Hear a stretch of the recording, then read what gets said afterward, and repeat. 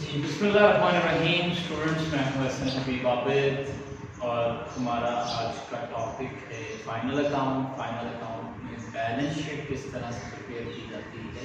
हम एक comprehensive question solve कर रहे थे जिसमें हमने trading and profit and loss account already बनाना सीख लिया था। अब हमें देखना ये है कि अगर वो बैलेंस शीट रिक्वायर्ड करता है तो बैलेंस शीट हमने किस तरह से प्रिपेयर करनी है। लास्ट लेक्चर के अंदर मैंने ऑलरेडी बैलेंस शीट का फॉर्मेट आपके साथ डिस्कस किया था। Current asset, fix assets, liabilities, current liabilities, long term liabilities और इक्विटी वगैरह को आपके साथ डिस्कस कर चुका हूँ। उन चीज़ों को अच्छे तरीके से मेमोराइज कीजिए और देखें कि बैलेंस शीट किस तरह बनाई जाती है। बैलेंस शीट का फॉर्मेट वही है। सबसे पहले आपने मिस्टर डैश नेम लिखना है, बैलेंस शीट है, फिर as on 31 December 2019। Trading and profit and loss में date for the year ended के साथ लिखी जाती है, जबकि बैलेंस शीट में क्योंकि हम पोजीशन शो करते हैं उस पर्टिकुलर डेट के ऊपर, तो हमें एज ऑन पर पोजीशन शो करनी पड़ती है, एज ऑन 31 दिसंबर 2019। तो हमारे पास दो साइड्स हैं, लायबिलिटीज प्लस ऑनर इक्विटी और एसेट साइड पर। पहले हम लायबिलिटी साइड में इक्विटीज को लिखेंगे, इक्विटी बनाएंगे हम। इक्विटी में हमें देखना ये है कि इस ट्रायल बैलेंस के अंदर हमें कैपिटल कहां पर दिया हुआ है। तो देखें इस ट्रायल बैलेंस के बिल्कुल लास्ट में आकर उसने हमें कैपिटल दिया हुआ था 524590। तो मैंने उस कैपिटल को यहां पर इक्विटी वाली हेडिंग के नीचे कैपिटल को यहां पर लिख दिया। आपने देखा जिस तरह हमने लास्ट लेक्चर के अंदर trading and profit and loss account बनाया था, तो इसका आंसर नेट प्रॉफिट आया। इस नेट प्रॉफिट को हमने लिखा था net profit transfer to capital. तो वो कैपिटल ये वाला है। इस नेट प्रॉफिट को इस कैपिटल में आपने ट्रांसफर करना होता है।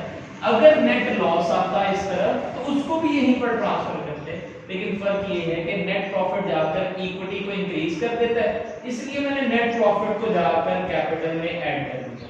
अगर तो नेट लॉस होता तो उसे यहां से हम क्या कर देते, माइनस कर देते। तो कैपिटल में ऐड कर दिया जाएगा ये वाला net profit transfer to capital वाला। ये ऐड किया मैंने 524590 में ऐड किया नेट प्रॉफिट 185911, तो मेरे पास ये वैल्यू है। स्टूडेंट्स, अगर तो ड्राइंग्स होती तो वो यहां से लेस कर दी जाती, क्योंकि ड्राइंग्स आपकी इक्विटी को, ऑनर इक्विटी को रिड्यूस करती है। अगर इंटरेस्ट और कैपिटल होता तो वो इसमें ऐड हो जाता, क्योंकि उससे कैपिटल आपका इंक्रीज होता है। इनकम टैक्स होता तो उसे इसमें से क्या कर देते, माइनस कर देते, लेकिन कोई भी चीज नहीं थी तो मैंने कैपिटल में ऐड क्या कर दिया, नेट प्रॉफिट कर दिया। अब आपने देखना है कि आपके पास लॉन्ग टर्म लायबिलिटीज और करंट लायबिलिटीज कौन कौन सी हैं, तो उनको तरतीब से आप लिखते हैं। सबसे पहले बैंक लोन मैंने देखा यहां पर दिया हुआ है, बैंक लोन ये देखिए, बैंक लोन की वैल्यू है 165000, ये हमारी लायबिलिटी है, इसको यहां पर लिखा। फिर हमारे पास बिल्स पेएबल है, वो भी मौजूद थे बिल्स पेएबल, यहां पर बिल्स रिसीवेबल और पेएबल। रिसीवेबल एसेट्स होते हैं और पेएबल लायबिलिटीज होती हैं। एसेट्स हमेशा डेबिट कॉलम में आते हैं और लायबिलिटीज हमेशा क्रेडिट कॉलम में आती हैं। तो ये 11000 के हमारे पास बिल्स पेएबल थे, इनको यहां मेंशन कर दिया। उसके बाद सन्ड्री क्रेडिटर्स हैं, ये देखें यहां पर सन्ड्री डेटर्स और सन्ड्री क्रेडिटर्स ये दी हुई है। डेटर्स हमारे एसेट होते हैं जो कि डेबिट कॉलम में थे और क्रेडिटर्स हमारी लायबिलिटी हैं जो कि क्रेडिट कॉलम में। तो 44000 के सन्ड्री क्रेडिटर्स को उठाकर मैंने लायबिलिटी साइड पर लिख दिया। और कोई भी लायबिलिटी नहीं है, बैंक ओवरड्राफ्ट होता उसको लिख दिया जाता, आउटस्टैंडिंग कोई एक्सपेंस होता उसको लिख दिया जाता, वो कोई भी चीज नहीं थी। तो ये तमाम लायबिलिटीज और इक्विटी मुकम्मल होगी। इसका मैंने टोटल किया 930501, मेरे पास टोटल आ गया लायबिलिटी साइड का। अब हमने एसेट साइड बनानी है और उसका टोटल सेम इतना ही आना चाहिए। तो एसेट साइड का फॉर्मेट आप थोड़ा सा अपने ज़हन में दोबारा लेकर आए। कल हमने डिस्कस किया था एसेट्स में पहले फिक्स एसेट्स लिखेंगे। फिक्स एसेट्स में उसने कौन कौन से एसेट्स हमें दिए हुए देखें। ऑफिस इक्विपमेंट हमें फिक्स एसेट दिया हुआ है 219670, तो सबसे पहले मैंने ऑफिस इक्विपमेंट को यहां पर लिखा। फिर उसके बाद लैंड एंड बिल्डिंग उसने दिया हुआ है, ये भी फिक्स एसेट है हमारा लैंड एंड बिल्डिंग 369600, इसको भी यहां पर मेंशन कर दिया। देन उसने फर्नीचर दिया हुआ है यहां पर लास्ट में, फर्नीचर है फिक्स एसेट्स 22 टेट्रा 0 2,20,000 उसने ये वैल्यू दी हुई है, इसको मैंने यहाँ पर मेंशन कर दिया। तो ये हमारे फिक्स एसेट्स सारे के सारे मुकम्मल हो गए हैं। और अगर कोई फिक्स एसेट होता तो इसी तरतीब से मैं उसके नीचे लिख देता। उसके बाद हमारे पास हेडिंग आ जाती है करंट एसेट्स जो या तो इन फॉर्म ऑफ कैश हो और रेडीली कन्वर्टेड इनटू कैश, या जिसे फॉरन within period of 12 month हम कैश में कन्वर्ट कर सकते हैं। तो पहले हमने पेटी कैश लिखा है, सबसे पहले देखें ये पेटी कैश करंट एसेट है मेरे पास, सबसे पहले 231 ये करंट एसेट था, तो मैंने इसको यहाँ पर मेंशन कर दिया। देन कैश एट बैंक दिया हुआ है 19800, कैश एट बैंक यहाँ पर मौजूद है, कैश एट बैंक ये भी मेरा करंट एसेट था, मैंने इसको वहां पर मेंशन कर दिया। फिर मैंने बिल्स रिसीवेबल है मेरे पास, ये डेबिट कॉलम वाले बिल्स रिसीवेबल है, ये मेरा करंट एसेट है, मैंने बिल्स रिसीवेबल को 9900 को मेंशन कर दिया यहाँ पर, ये देखिए बिल्स रिसीवेबल।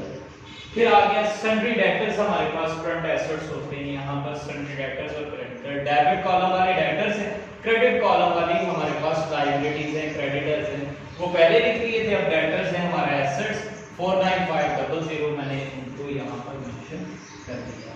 तो स्टूडेंट्स ये सारी चीजें यहाँ से उठाकर वहां लिख दी। एक चीज क्लोजिंग स्टॉक है जो हमेशा एडिशनल इंफॉर्मेशन के तौर पर जब ट्रायल बैलेंस के नीचे आएगा तो उसके दो पार्ट्स करेंगे। पहले क्लोजिंग स्टॉक को मैंने ट्रेडिंग अकाउंट की क्रेडिट में भी लिखा है, अब ये हमारा एसेट है तो हम इसे बैलेंस शीट की एसेट साइड पर भी यहाँ पर मेंशन कर देंगे। तो इस तरीके से जैसे मैं एसेट्स का टोटल करूंगा तो टोटल की 930501 ही आएगा। और अगर आपको क्वेश्चन ठीक है तो ये टोटल हमेशा आपस में बराबर ही आना चाहिए, इक्वल ही आना चाहिए, तो आपको पता लगेगा कि आपने जो नेट प्रॉफिट निकाला है वो भी एक्यूरेट है और जो ग्रॉस प्रॉफिट निकाला था वो भी एक्यूरेट है। तो उम्मीद है स्टूडेंट्स आपने लेक्चर को अच्छे तरीके से समझा होगा। फिर भी अगर कोई एम्बिग्युइटी आपको आए तो आप कमेंट सेक्शन में जाकर कमेंट्स कर सकते हैं, मुझसे पूछ सकते हैं कि इसके अलावा अगर कोई आती है चीज तो उसे आपने किस तरह से ट्रीट करना है।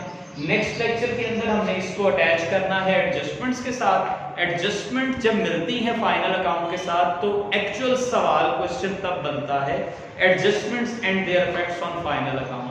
तो बड़ा कॉम्प्रिहेंसिव और बड़ा ही इंपॉर्टेंट टॉपिक है। नेक्स्ट वीडियो के अंदर इंशाल्लाह हम एडजस्टमेंट्स को डिस्कस करेंगे।